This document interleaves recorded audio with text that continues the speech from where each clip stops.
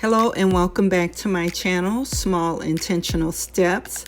I wanted to take an opportunity and share with you this cranberry applesauce that I made on today.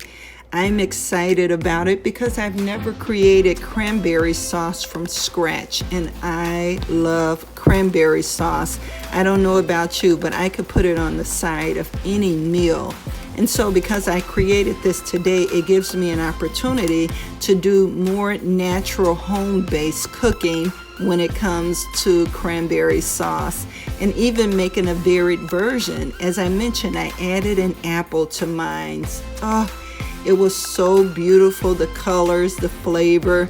I went on Pinterest and it called for maple syrup to be added, a little bit of orange juice, but I had lemon juice, and still the flavor was terrific. Look at this. Oh, it's cooling off now and I can't wait to eat it as a side dish to my meal.